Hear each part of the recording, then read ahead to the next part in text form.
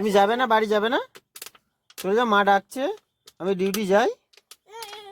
না যাবে না তো। গুড মর্নিং গাইস, বেরিয়ে পড়েছি আজকে বড্ড একটু দেরি হয়ে গেছে। 9:30টায় বেরিয়েছি, এখন বাজে 10:45। কোনো বুকিং নেই, রাজারহাটে বসে আছি।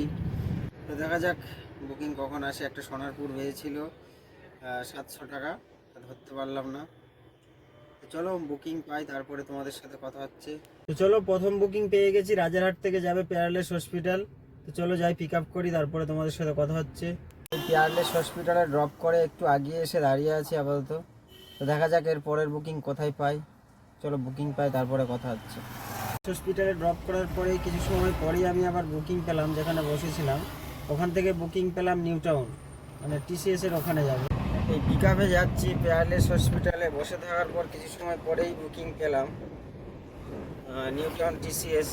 নিউ টাউনে গেলে ভাড়া পাওয়া যায় না এখন এই দুপুরবেলায়। তো দেখা যাক কি হয়, ওখানে গিয়ে আরও বুকিং পাই কি না। চলো পিক আপ করি, পিক আপ করে তারপরে তোমাদের সাথে কথা হচ্ছে। ক্যান্ডোরে ছাড়ার পরে আমার এসিটা হঠাৎ করে ঠান্ডা হচ্ছে না, মানে গাড়ির এসি। তাই গ্যারেজে যাই দেখি গ্যারেজে গিয়ে কি হয়েছে সমস্যা। কোনো মতে এসি ঠান্ডা হচ্ছে না, কিছু সময় চলার পর জানি না কি হয়েছে।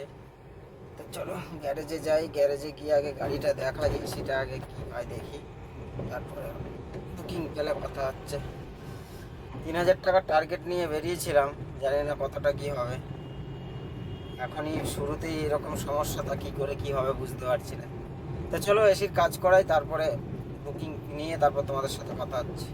তো সেই ক্যান্ডোরে ছাড়ার পর এসির সমস্যা দেখা দিল বলে এসিটা ঠিক করতে নিয়ে আসলাম গাড়ির।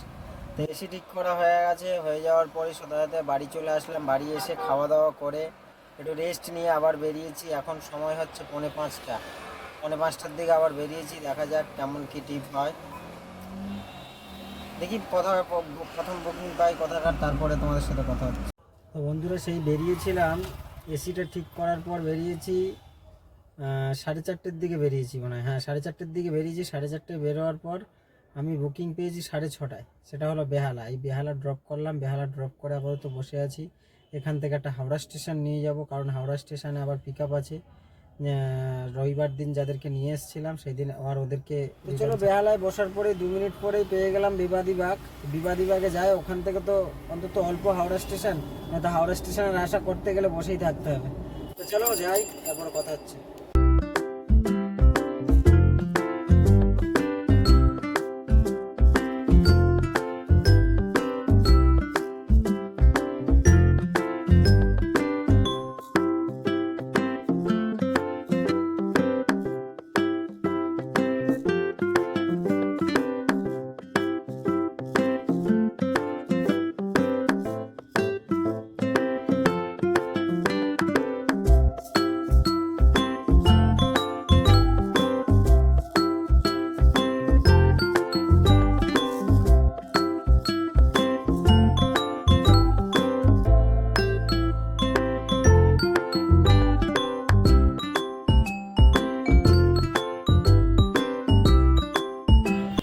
হাওড়া স্টেশনের পার্কিংয়ের হাল দেখো, এখন বাজে 9:10। অবস্থা দেখো কি অবস্থা। আমার যেহেতু একটা পিক আপ আছে সেই কারণে আমি আসলাম। কেউ কোনো দাদা বলছে 3 ঘন্টা ধরে বসে আছি, 3 ঘন্টা বসে থেকে কোনো বুকিং নেই। তো চলো পিক আপ করি, তারপর কথা নিয়ে এসে বিবিদিবাগে ছাড়লাম। বিবিদিবাগ থেকে আপাতত বসে আছি হাওড়া স্টেশনে এসে, কারণ এই আমার কাস্টমার আসার আছে। তো ওনাদেরকে পিক আপ করে সোজা রাজারহাট, মানে বাড়ির দিকে চলে যাব। তো চলো কাস্টমার আসুক, ড্রপ করি, তারপরে কথা হচ্ছে কত কি আর্নিং করলাম টোটাল। তা কালকের আমার প্রথম ট্রিপ ছিল রাজারহাট থেকে পেয়ারলেস হসপিটাল। সেটা হচ্ছে ইনড্রাইভারে গিয়েছিলাম 550 টাকায়।